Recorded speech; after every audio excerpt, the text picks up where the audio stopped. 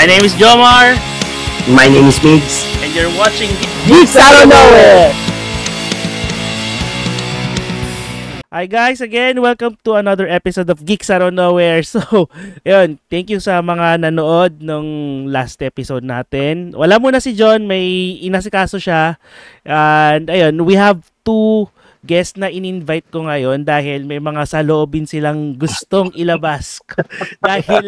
dahil din sa last series na pinanood natin, and which is kind of viral ngayon, which is yung Shogun, yung 2024 remake of the Shogun series, kasi 1980s meron siyang adaptation Yes, yung novel. So with that, introduce ko muna yung guest.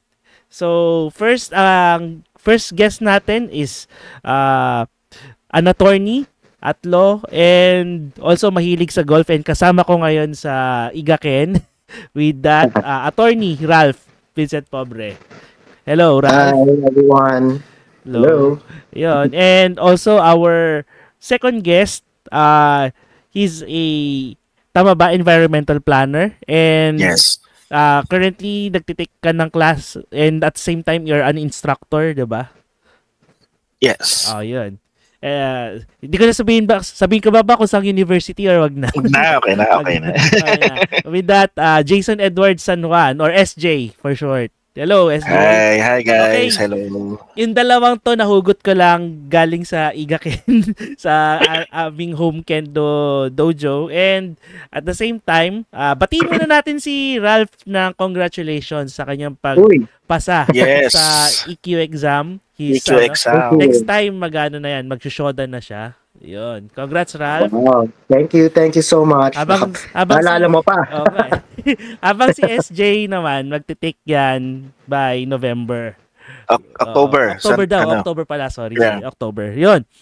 So, sige, i-internalize muna natin yung nangyari with the experience that we had for that past 10 episodes of Shogun, no? Tanong ko muna, ano yung first exposure nyo with with Shogun? Is it through the novel or through the first adaptation? Ralph, ikaw muna.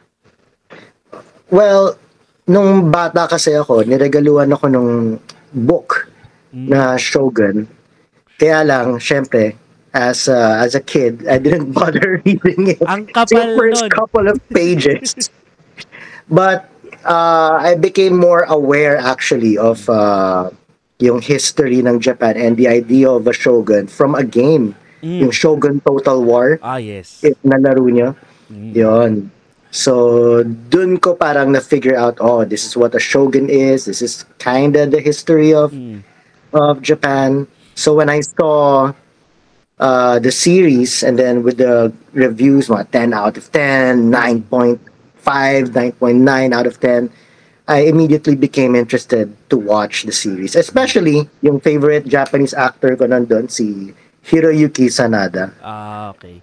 So, yung pero yung the 1980s adaptation, di mo siya binado? No. Okay. Yeah. Okay, so directly from di mo binother basahin yung novel. Pero ang kapal nung libro, sobra. Kung na-read siya, tas ganyan kakapal. Pero so ibig sabihin, it's it's that 2024 version that's you're more familiar with. Yeah, so when I watched the series, talagang no expectations. So maganda yung experience. You don't have any spoilers from the 1980s version or the book. Yes. Except na lang yung history ng okay. That's good that's a good experience. Later on natin yan. Lalo nating i-expound. How about you, SJ?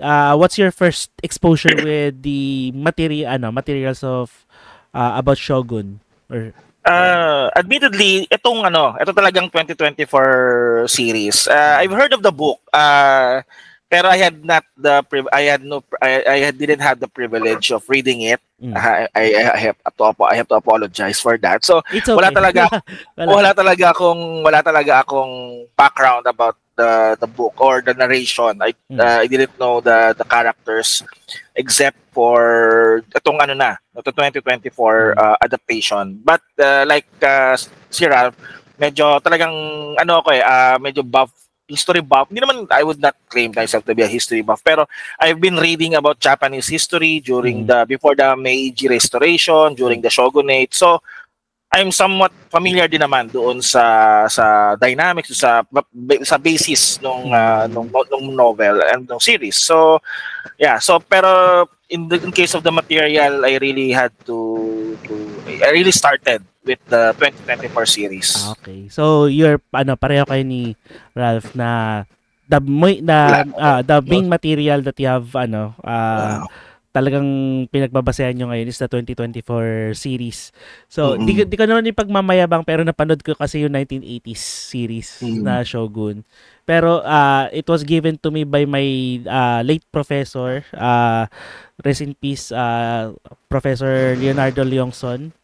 Siya kasi yung nagbigay sa akin ng copy ng 1980 Shogun, and then pinanood ko siya sa nung college ako. And sobrang konti na lang naaalala ko kasi tagal na rin, ilang years na rin. And then, yun nga, na-appreciate ko tong 2024 version na to kasi iba yung atake niya compared dun sa 1980s version. Kasi yung 1980s version, although maganda siya dun nung period na yon, pag pinanood mo siya ngayon, medyo may mga cancelable na siya. Cancelable elements na parang hindi na siya papatok with this era. So sige. How about the book? Did you read the book? I haven't read the book kasi dito, yun nga, pare-pareho tayo. Makapal. Although I am interested to read the book din kasi ang kapal there are some things nga with the both TV series that are omitted and nandun sa libro. Pero syempre, it will if we have the time or leisure of the time to read the novel. Pero we will do it sometime. Pero ikaw, Ralph, may balak kang basahin yung novel or siguro if you have the luxury of the time na nga. Yeah, maybe. If and when. Yeah, if and when. It's not like I'm gonna go out of my way to read it. Okay. Different naman kami ni Ralph kasi ako naman, actually I'm looking for the book. I want to check ano ba yung mga nakalagay doon kasi I'm interested kasi syempre as always naman yung mga book adaptations lagi namang may na-omit diyan syempre may follow talaga na specific character arc development. So I'm interested yung mga side stories. So I'm looking for a copy of the book para din mabasa ko. So nice. Pero ayaw mong i-try na lang siguro audiobooks, SJ. I like the traditional paper books. Book person ka pala, ha? Yeah. Well, tanungin ko lang muna si Ralph kung may katabi ba siyang dyan, either whiskey, rum or something sa tabi niya. Wala. Actually, tomorrow I have a flight going to Osaka. Makakita mo Osaka Castle. Actually, yun nga yung pinaka-inspiration ko to go there is the series. Wow, nice. I have to go to Osaka. Pero alam nyo ba na yung series is not filmed in Japan? Yes. Yeah, ang galing, no? Canada. Diba? Canada siya, and then they were able to capture the essence of Sengoku Japan. Ang galing. Actually, I was watching yung mga the making. Side videos, yung mga interviews nila Hiro Sanada, nila Anna Sawai, and they were Hiro Sanada is one of the producers, and he was saying na yun nga parang they had to get Japanese experts, the master of movement, master of costume from Japan, and fly them to Canada just to make sure kasi parang sinasabi ni Hiro Sanada sa interview na he is very concerned about the authenticity of the costume, of the movements. As sabi niya, as a Japanese actor, yun yung kanyang contribution to the series. Yes. So talagang he's really driven. Kaya I think that's one of the reasons why sobrang iba yung impact ng movie, ng series, because of that effort for the authenticity of the period. Yes, true. It's very parang visually stunning kumbaga. Yes. And at the same time historically accurate kasi dito yung ako lang sabihin ko yung di ko i-spoil ko na rin pala sa inyo yung 1980 series kasi yung itsura ng mga costumes nila lalong-lalo na ng mga babae doon is not period correct. So yung parang nakakimono yung mga babae pero doon sa 2024 series kasi iba yung itsura talaga yung parang layered yung costume yung damit ng mga babae sa 2024 version which is talagang yun yung correct na period style nung panahon na yun. And ano pa ba? Meron daw sila tinatawag na style book na yun yung or style bible na sinusundan talaga nila for the costumes and and other things. So hindi talaga every detail counts dun sa sa palabas na yon. So tapos nga I read one of the comments dun sa isang binabasa ko na online na parang sasabi nga they're so astounded by the authenticity that they're asking kung pwede ba maglabas ng coffee table book about the yung costume lang talaga because of the parang yung detail costume sabi mo nga yung layer during that time the proper period dress during that time is layered siya, silk layers yung sa mga babae tapos so talagang very very astounding yung detail to the point that talagang people are asking maybe you can create maybe the showrunners can produce a coffee table book discussing about this and this costumes. Galing talaga, magaling as in ibang klase talaga yung dating. Okay. Ralph, how about you? Did you find Shogun the 2024 series visually stunning or do you notice some other things pa na sa tingin mo hindi pa napapansin ng ibang tao? Well, I have to agree with the both of you. I mean, especially yung costumes, talagang the attention to detail was there. Everything was I mean, I saw mga like screenshots from the old series. Ang layo nga talaga. Like yung detail, ang ganda talaga, is very intricate, especially yung gold na suot ni Toranaga. Ganyan. Maganda talaga. And as for the location, parang I also watched sa isang interview na the reason why perfect yung place na nakuha nila kasi talagang wala ka daw makikitang anything like modern na walang mga wires, walang mga poste. Talagang nature lang talaga. So, perfect. It was really good. So, mapunta na tayo dun sa mismong series itself, yung pagkakalatag ng kwento. So, parang sa tingin nyo ba parang slow burn yung kwento or medyo fast paced yung yung pagkakakwento nung Shogun 2024 adaptation? On your lang based on what you have seen. I would say that it was a slow burn dun sa latter episodes, how they were teasing yung imminent war between Toranaga and what's his name? Ishido. So I think that was the part na I would say a slow burn, but the earlier episodes, kumbaga the first half of the series, good pace naman. I agree. Yung kasi syempre 10 episodes, so very limited time lang talaga. So I think it's a good pace. Yung build up, hindi masyadong dragging, and action kaagad kumbaga.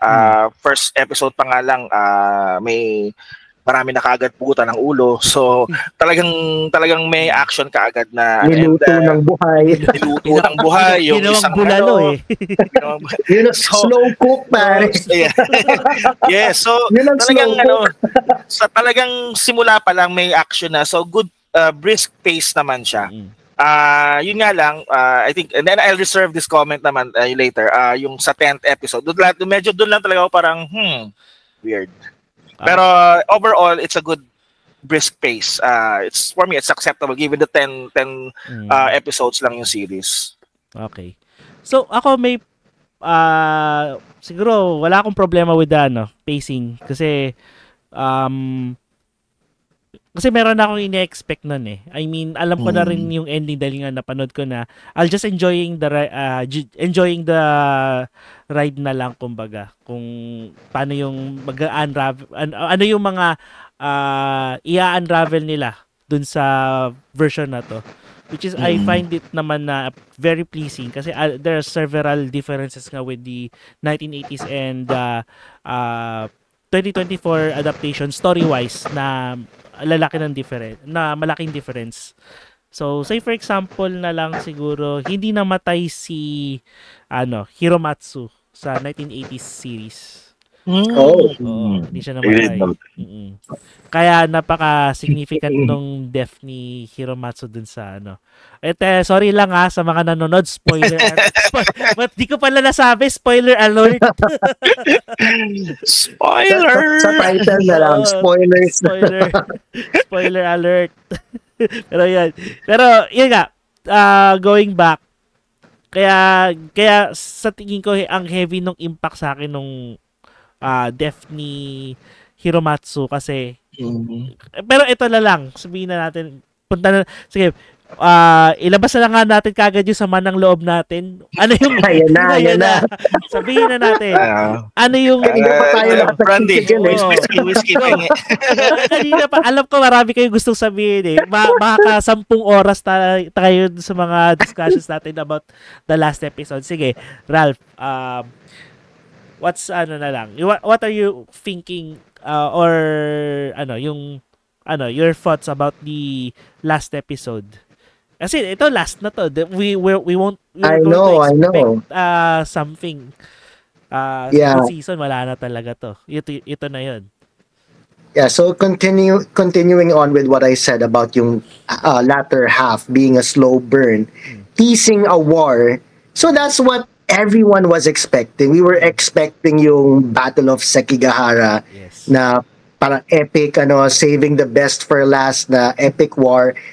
And then we don't get it. That was so disappointing to me. Although I do understand yung emphasis nila of Toranaga didn't have to lift a finger to win the war. Parang ganun yung message on why the ending was that way. But still, you teased everyone and then binitin mo. Parang nakaka-blue balls yung series, di ba? Yes. So basically, yun yung ko. I mean, maybe if ang naiisip ko nga, could they consider like a movie na just for that battle and then what happens afterwards. And other than the obvious na walang epic battle scene, I feel like hindi nila masyadong na bigyan ng time and meaning and emphasis dun sa how was Lady Ochiba convinced to switch sides. Kasi parang okay, nag-earthquake lang tapos that's an omen, parang ganun. That's it. Parang I feel like they could have worked more on that para mas pakita nila that the death of Mariko actually affected Ochiba and the other other daimyos. So yun lang, I think as a first time viewer of the show, and then yun nga, wala expectations and everything, I feel like they missed out on that part. So ayun, sige, si SJ naman. SJ. Sige. My feelings ay dalawa siguro yung major feelings ko. First one, yun nga, siguro taking off from what said, yung kay Lady Ochiba at saka kay Mariko Sama na we all know na-establish naman siya na they were childhood friends, they're very close, magkababata sila, and na-establish din naman na their fathers were enemies or opponents. And si Akechi, father ni Mariko, was the one who assassinated Lord Kuroda.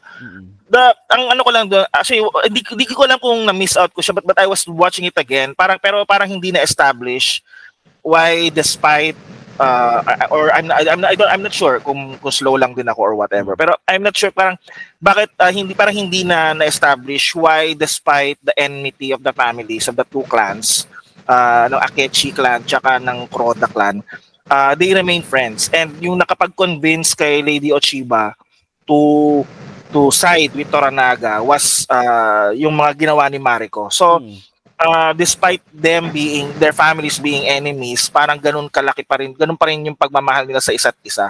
So parang hindi ko lang sure kung alam ko parang kumbaga mahal nila isa't isa nung paglaki nila. Tapos sabi nga sa kwento, when Mariko was married off kay Buntaro, kay Lord Buntaro, parang hindi na daw siya yung ibang tao na daw siya.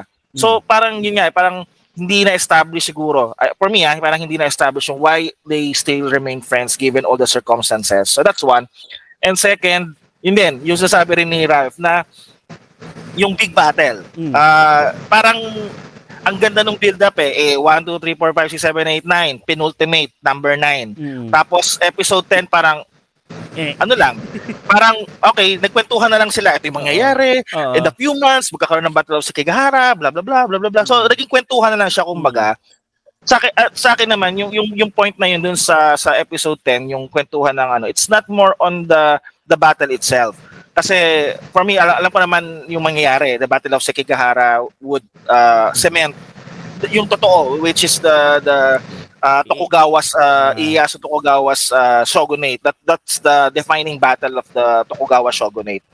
Yun may nangyari sa totoong history. Pero for the purpose of the series, ang naging issue ko lang doon is parang hindi na-satisfy for me, hindi na-satisfy yung sense of justice ko kasi yung pagkamatay ni Mariko Sama was so violent Kitang-kita mo yung violence So para sa akin and that's because of Ishido Sama's machinations. That was Ishido Sama's plan.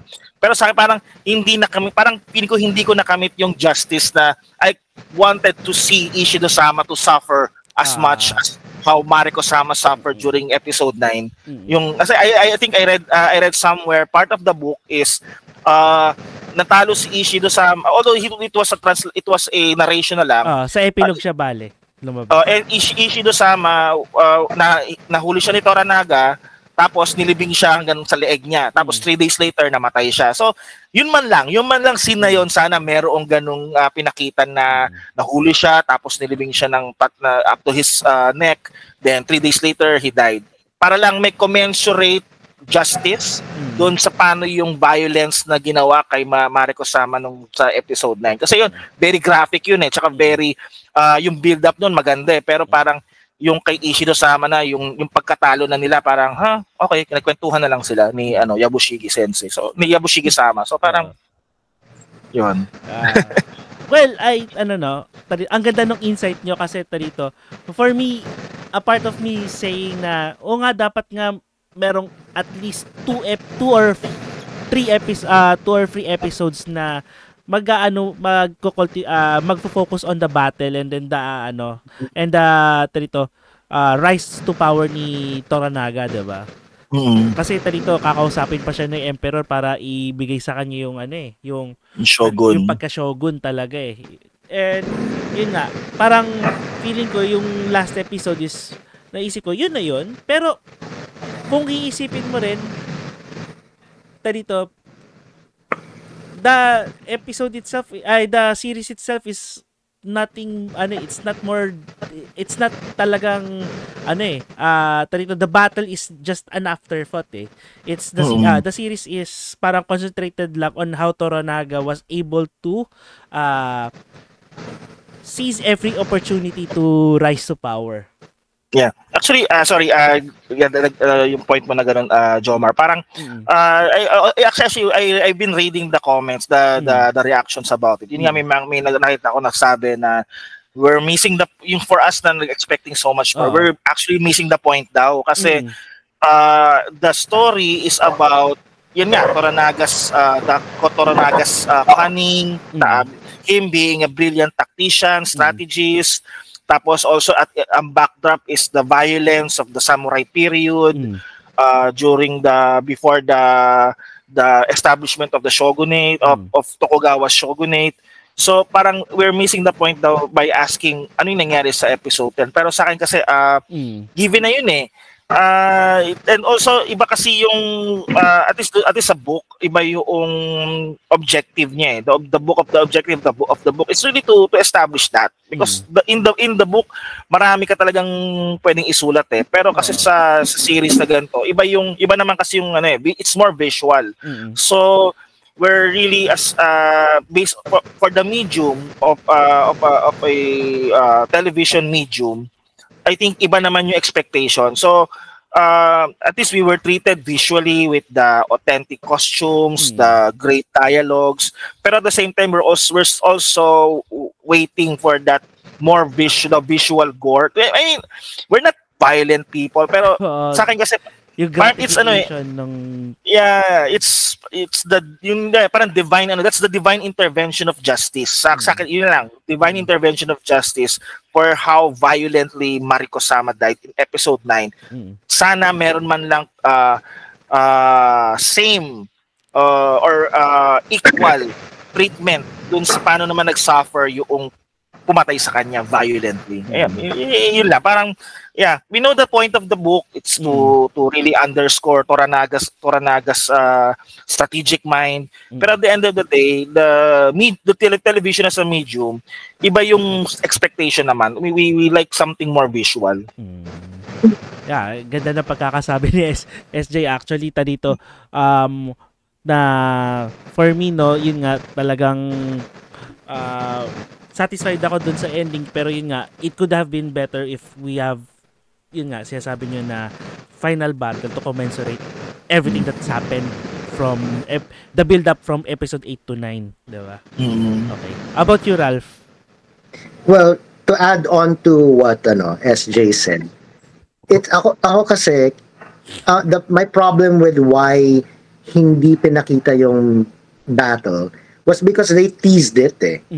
They teased it so many times eh. Actually, from episode 1, tinis na magkakagera. Kasi, di ba, in-impeach, gusto nilang i-impeach si, Toranaga and everything. And you already know he's not gonna go out without a fight, di ba? So to me, it's, kung hindi nila tinis na may epic battle or epic war na mangyayari, it would have been fine.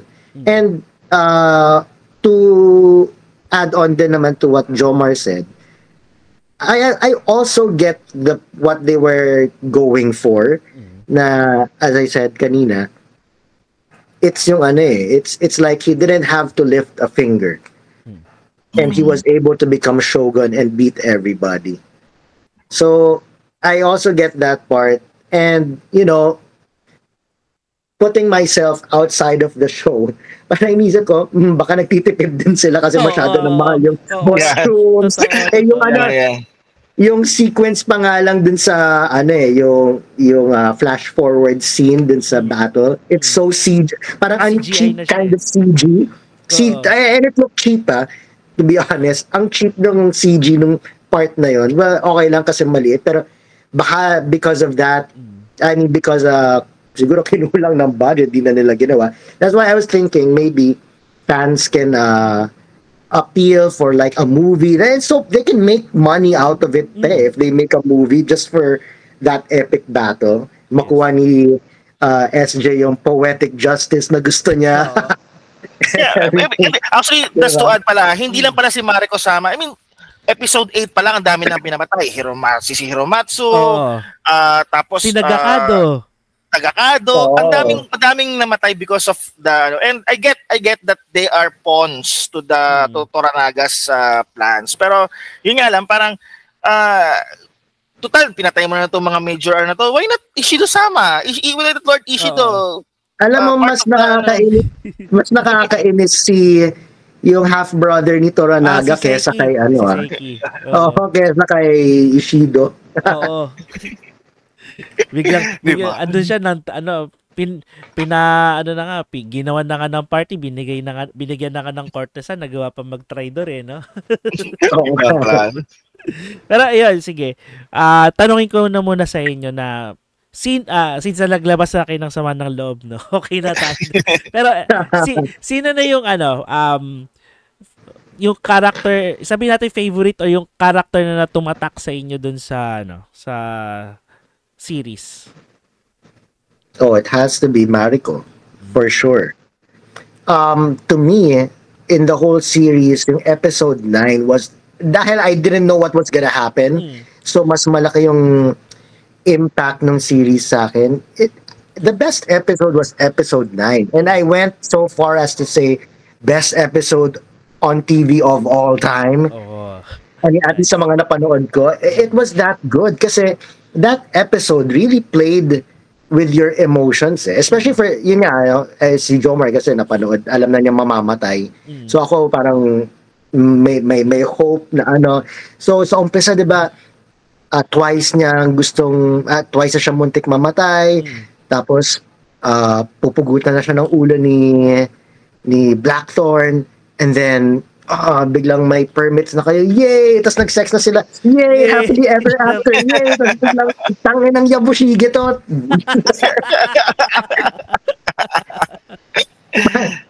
But for there's a bigger picture on why siya yung favorite character ko. And why I say it's the best episode. Kasi, di ba sa Hollywood ngayon, it's all about, they're making so much effort to show to empower women, ganyan. And ang daming hit or miss sa mga iba-ibang movies. And I really believe that how they portrayed Mariko in this series is really the best way to portray what a powerful, strong woman is. Kasi she's not trying to be a man. So, ginamit niya yung pagkatao niya, who she is, not trying to be anyone else. And actually, doon pa nga siya nagpakatotoo siya when she said, I am an Akechi, I'm the daughter of ganyan, di ba? So, it was really beautiful. I really loved that episode. And it's really how you're supposed to do it if you want to show parang women empowerment sa isang movie or sa isang series. And for her character and for Anna Sawai to execute the way she did in that series, grabe. Galing talaga. Galing. How about you, SJ? Who are the characters that struck you the most or your favorite characters sa series? Yeah, ako I agree with Ralph. Siyempre si Mariko Sama, si Anna Sawai.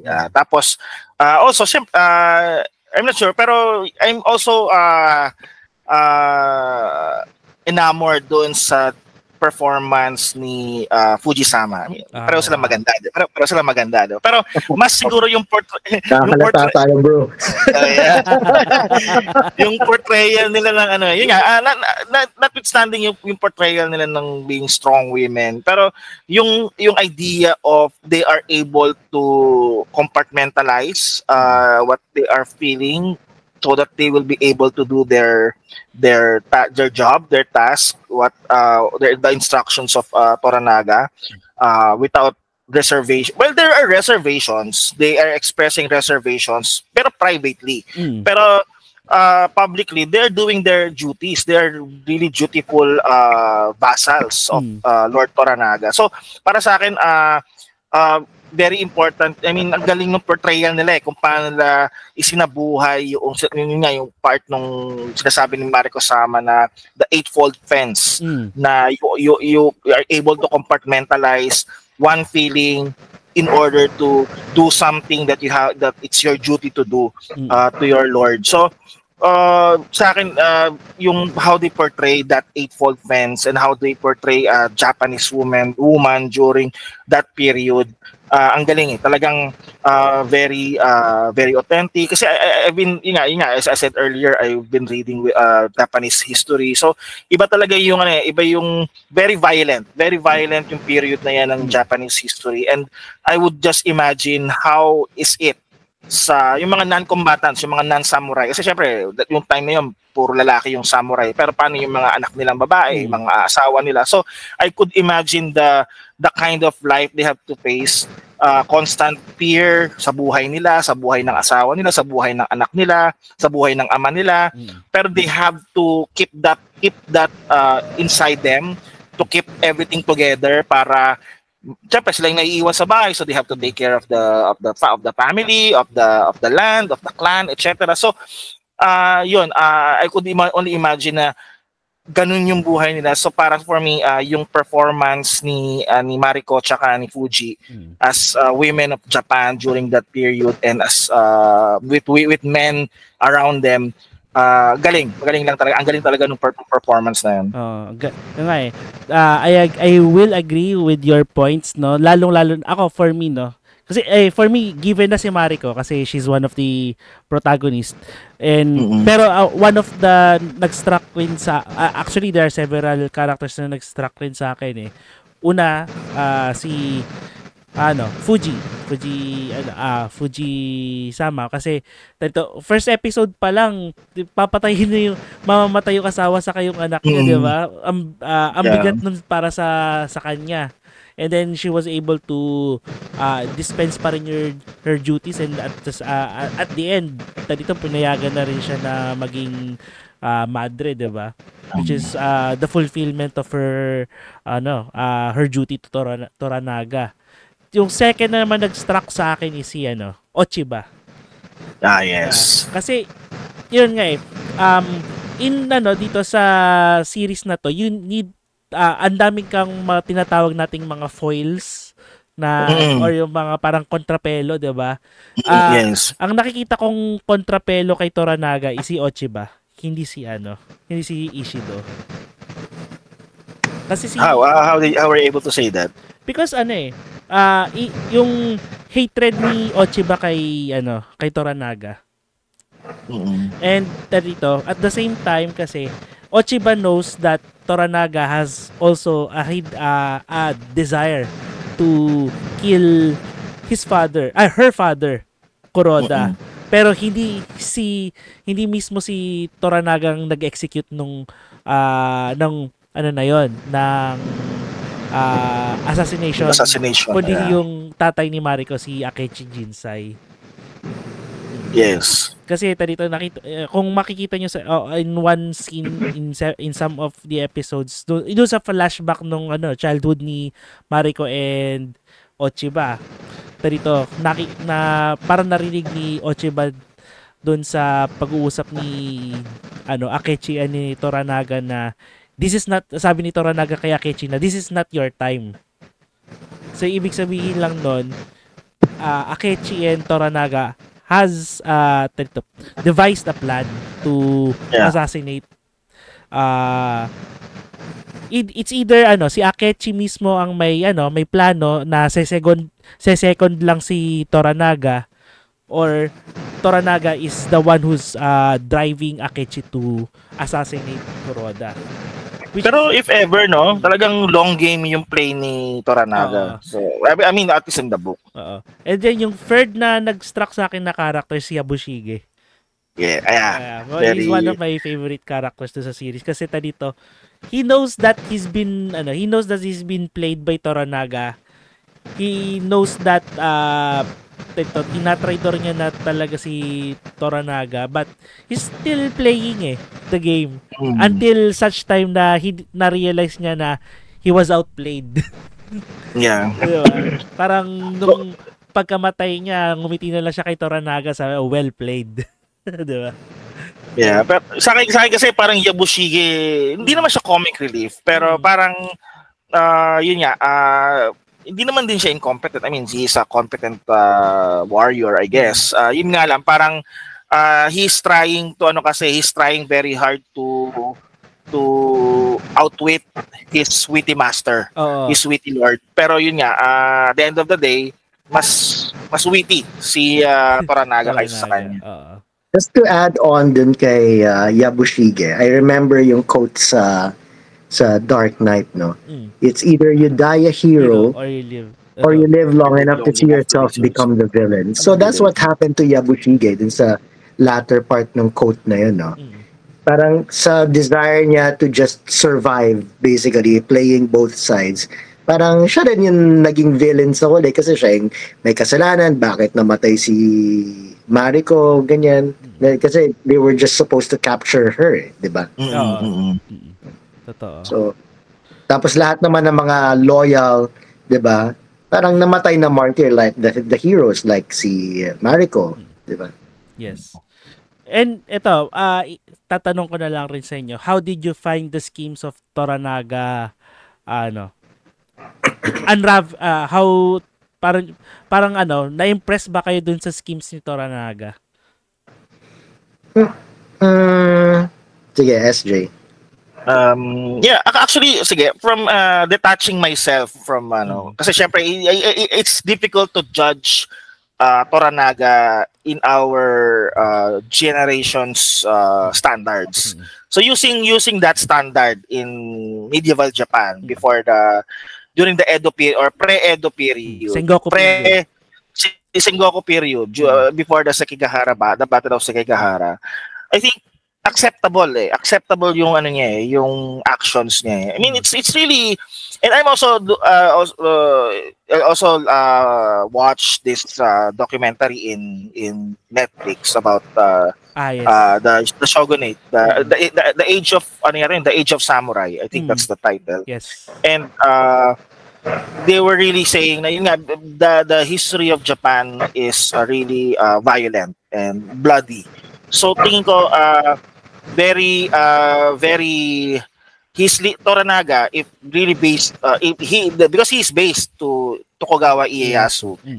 Yeah, the mindset during that time is very pragmatic, very practical, and really using violence to carry out the plan to be able to seize power.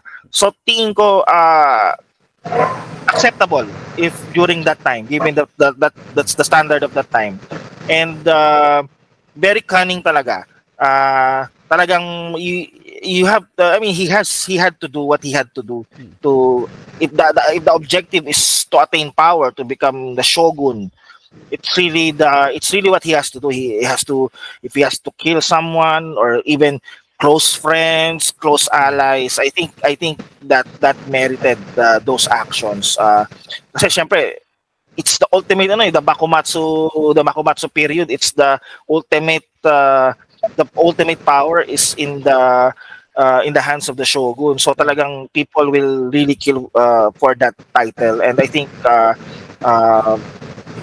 Toranaga, as compared to Ieyasu, that's really given.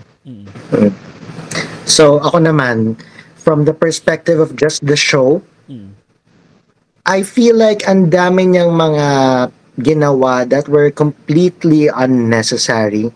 Like yung seppuku ni yung general niya, si Hiromatsu, di ba? And yung pagsunog niya nung ship ni, fine, para ma-spare yung life ni Blackthorn. But having to kill yung mga village people, knowing na siya rin naman nag-utos nung para sirain yung ship ni Blackthorn. Another thing na completely unnecessary, just what, to prove na yung loyalty ni Blackthorn. It's, I don't know kung talagang it was really necessary to prove yung certain points na yon. I think it was too much. Na hindi ko na gets yung necessity niya na parang, oh, he had to do this to get this. It didn't hindi siya nag-sink in sa akin kung bakit it had to be this, di ba? Yeah. Okay. Pero later ko na later ko na lang din nalaman. Yung una actually na I agree with Ralph niya, unnecessary deaths ganyan. Pero later ko na lang din nabasa na basing on the real life of Tokugawa Ieyasu. Ieyasu was really hateful of Catholics, of the Portuguese. So I guess parang yung ginawa ni Toranaga sa series na he killed the villagers even though siya talaga yung nagpasunog ng ship ni Blackthorn. I think that's a manifestation of his anger or his hatred to the Portuguese and to the Christians. So parang I guess it makes sense sa ganung context na he is really punishing the Christians because he really hates the Portuguese. Ieyasu hated the Portuguese. So talagang Yeah, I have a question. Kasi 'di ba, din sa going to the history of it, no. 'Di ba si Oda Nobunaga was supposed to be yung inassassinate ni Akechi in history. Yes. So, 'di ba Catholic yung asawa ni Nobunaga and he was like kind to the Catholics. Wasn't that like parang part of yung history nun? Yeah, Maybe that's why the device ng plan si Ieyasu to kill Nobunaga. Yeah, I think din yung spread ng Catholicism. Yes, actually, really, I think Ieyasu is really Nobunaga is a bit more open kasi. I mean, based sa history, Nobunaga is open to the foreign trading.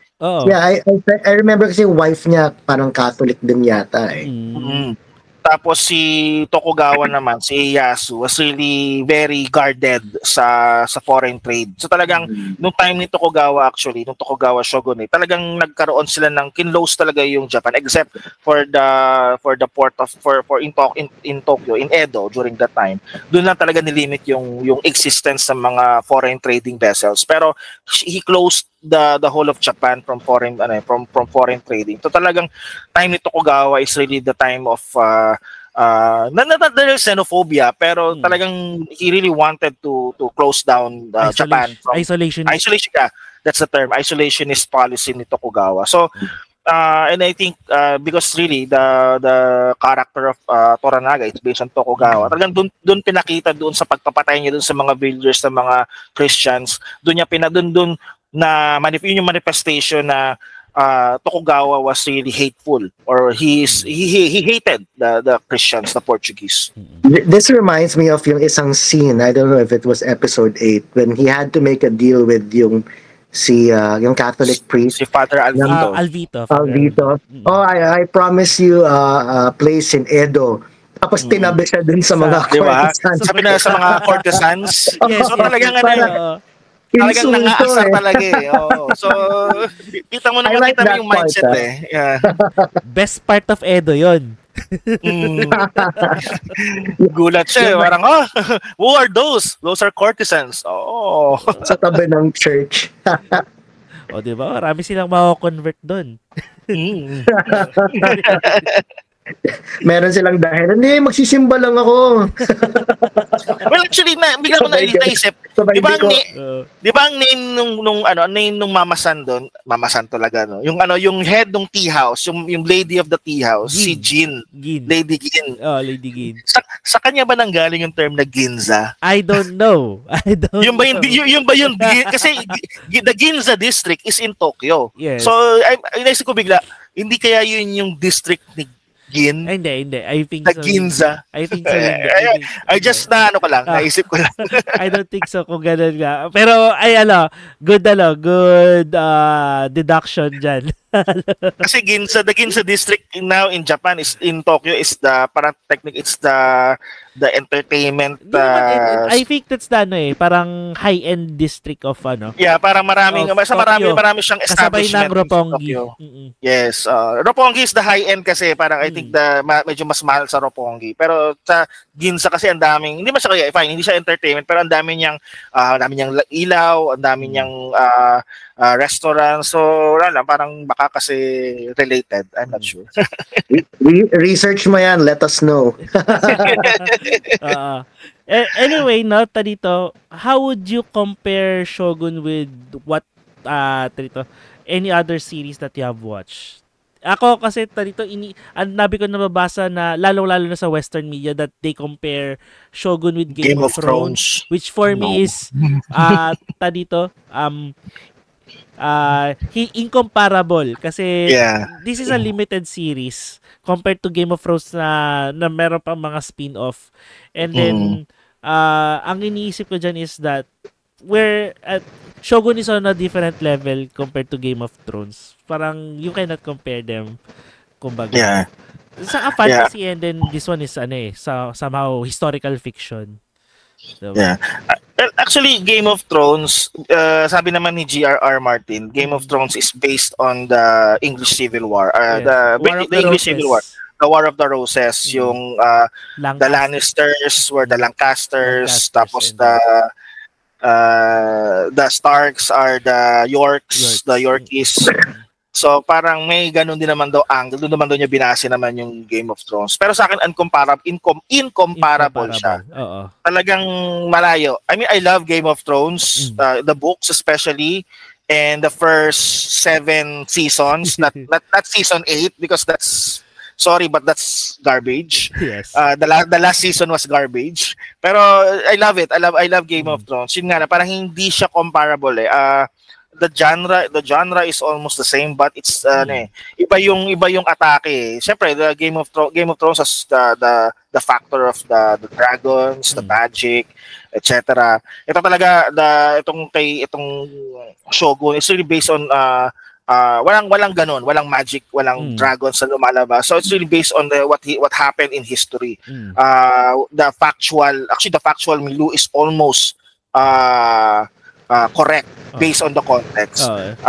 Pero they're both great on their own, but they are not comparable for me. Ako kaya ko siyang i-compare. Kasi like parehong disappointing yung last episode. Yeah. I agree. But I think what the Western media is saying is yung success and yung anticipation ng tao for the show.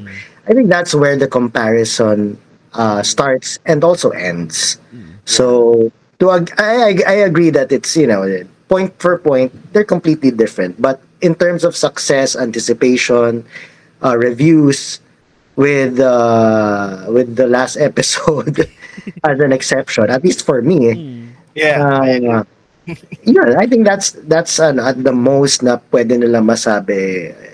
It's similar to Game of Thrones, I think. Yes, I agree. Sige, last question na to kasi mag-iisang oras na pala tayo, no? Ang dami pa natin gustong pag-usapan eh. Pero, kaya nga eh. Dito, ang dami pa mag-iisang oras na rin tayo, no? Sige, last thoughts about the show, Shogun. And, dito, do you think na it's a classic na definitely people need to watch this series? Oh yeah, definitely instant classic. But again, ako talaga, I have to push for like an extra episode or a movie for that battle. I mean, bitin talaga. Kahit sabihin mong, ito yung point niya, no, now we want to see that. I mean, it's a wasted opportunity in my point of view. Yeah. Dahil yung investment mo nga dun sa series, sa characters, sa story, you really want to see it go down, diba? Parang yan kumbaga sa isang UFC fight, nag-trash talkan na sila tapos biglang hindi na tuloy yung fight kasi na-injure yung or something like that. I think they can I think they'll make money out of it if naisipan nila gawin. But other than that, as a series itself, definitely an instant classic. 100% i-recommend. I mean, ni-recommend ko siya sa dad ko and he's not really much of a guy na manunood ng series. Pero talagang, i-cast mo na yung next episode ng Shogun. Yan. Ito siya na-hook. So, yeah, it's a really good series. Yeah. Ako naman, I agree. It's a very good series. Notwithstanding the season ender, episode 10. If you really want to go to see authentic, kasi I think Hiroyuki Sanada is very vocal and proud about it. And I really, it's kitang-kita naman siya na it's really the authenticity, the period pieces, the movements, the language, etc. I recommend this to people for the purpose of really learning about Japanese culture at that time during that period. Same with Ralph, what Ralph was said earlier, na yun nga, kung pwede nga magkaroon ng movie, no, film version, not necessarily repeating what happened in the first 9 episodes or the 10 episodes, pero parang adaptation na siya ng what if. Ano man yung, alam naman natin, syempre, base naman siya kay Ieyasu Tokugawa. Alam na natin kung ano nangyari sa sunod-sunod na yon. So, ako, I'd like to see something na from the Battle of Sekigahara. Kasi from the period of the Sekigahara in reality, in the real history, from the period of the Sekigahara battle, mahaba-haba pa yung period. Tapos, yung son, yung heir ni Toyotomi Hideyoshi, si Hideyori, doon pa lang, matagal pa yung panahon na yun, before talaga naging 15 years before naging actual shogun si Tokugawa. So kumbaga maganda siguro, yung kung saan magagawa yung film na if ever magagawa siya, magandang ipakita yung kumbaga if ang framework niya is yung 15 years na yon between the Battle of Sekigahara in Toranaga's time to the time that he will do battle sa anak ni Ochiba. Kasi si Ochiba in the story si Yodo Ono, they committed to seppuku si Hideyori tsaka si Yodo si nanay niya si Yodo Ono. So may story na pwedeng mabuo sa on that basis doon sa timeline din naman nila Toranaga and nila Lady Ochiba, yung 15 years na yun. So sana, yes, I would like also to see a movie version of that.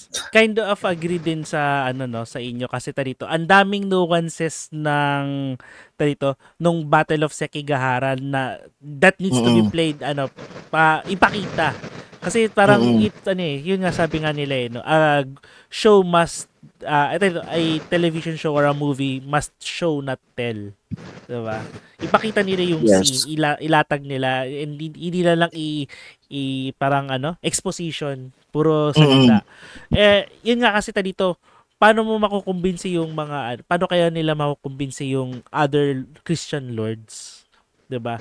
And dito, sa simpleng secret letter lang ba ni Ochiba nakasalalay yung yung kapalaran ni Toranaga, 'di ba? Yes. Baka there in the background meron pang ginagawa si Ochiba, 'di ba? Which would also expound her role talaga in the sa buong series.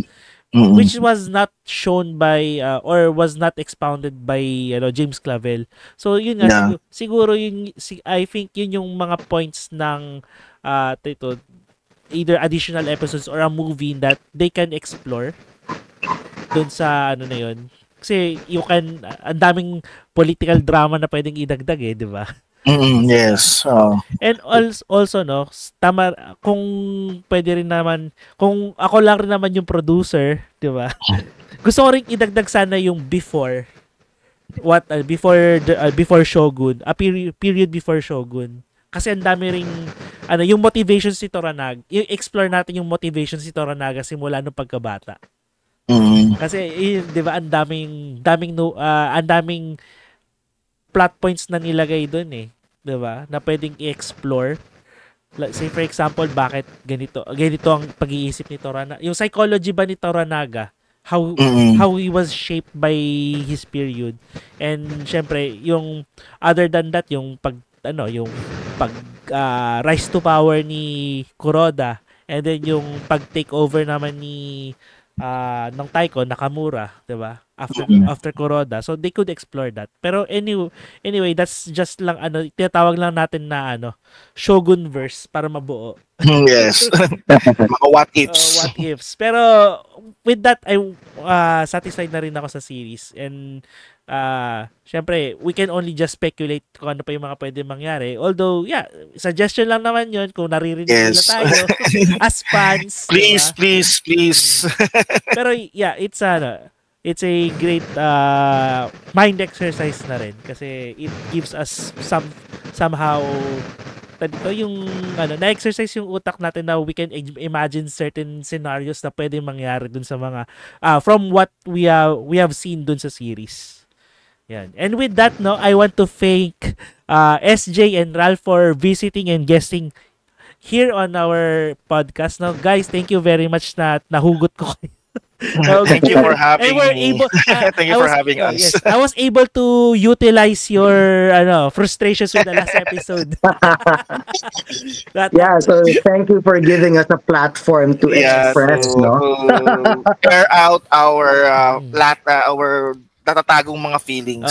At kung meron pa kayong ibang sama ng loob, okay lang yung platform kong gamitin.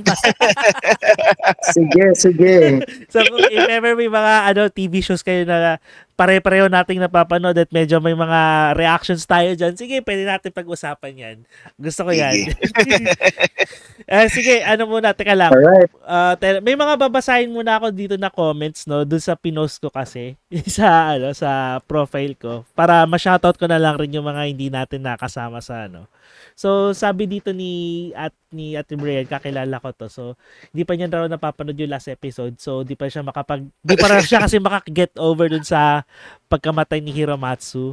And then Hansley said naman sa isang comment niya, siguro bilang nahirati na when Japanese historical dramas tend to end with the big battle. Okay. With the Sekigahara 1600 and then flash forward Osaka 1615. Medyo underwhelming nga yung sa kanya on that standard. Pero I guess both Clavel and the showrunners took the risk on prioritizing wrapping up the character arcs over the episodes or over the spectacle. And one of the more thoughtful reviews I read of this was, throughout the period that Toranaga was saying he wants to build a world of peace, do you really need to see the carnage of war before you get there? What's the difference of seeing more war after all the violence you saw throughout the series? Not to say Toranaga is unambiguously good. The finale already pointed out that he is anything but he is also not a monster. At least not a monster who denies how monstrous he's been. Yan yung comment ni Hansley. Kay RV naman, bakit hindi na lang kasi hindi kasi nakaisa si Anjin kay Fuji sa last episode? Actually, ako nang hinayang ako noon. Parang, nagpapa-comfort na nga yung tao high language barrier. Yeah. Okay, kay Red naman. Shout out to Red Canosa na nasa Netherlands ngayon. So, in fairness, the Battle of Sekigahara is just mentioned in the book's epilogue. Although, mas okay if may scene.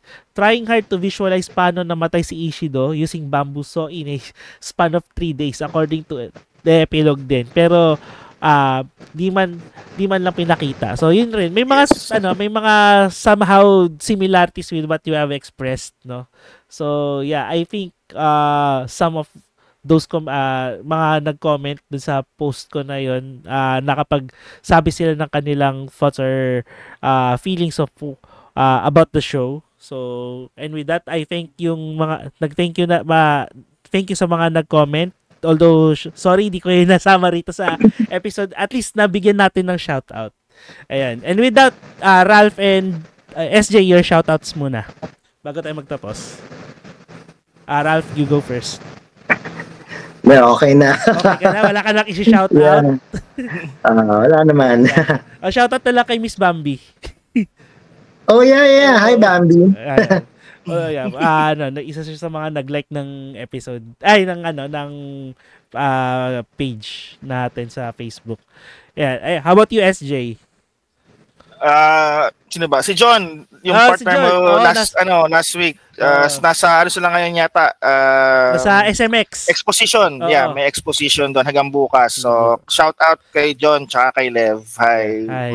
My good friends from the same Kendo club. Yes. Yun, shout out na rin natin ng Igaken na Yun. na di tayo hindi kami nakapag-training ngayong umaga. Kaya pala wala kayo ng training, ha? Gagananin tayo. Okay lang yan. Ay, may balita ko, si Angge. Congratulations kay Angge Mercado. Angge Mercado sensei na siya for passing her fourth dan exam sa Japan. So, congratulations. Nice. Hopefully, pag bumalik rito siya sa Pilipinas, meron siyang pa-seminar dahil sensei na siya. Okay lang. And then, ayun. And then, yun nga, shoutout na rin sa Philippine Kendo team for, malapit na rin ang kanilang, World Kendo Championships. So, yun. Lahat ng, vehicles for fundraising ng UKFP, please support them para, mabigyan natin sila ng fighting chance to compete for the World Kendo Championships in Milan, Italy. This coming July. Sa June na po yun. July pala. July. July. And yun, shoutout na rin sa wife ko, sa parents ko, and sa mga classmates and friends ko. Yun lang. And with that, kay Ice.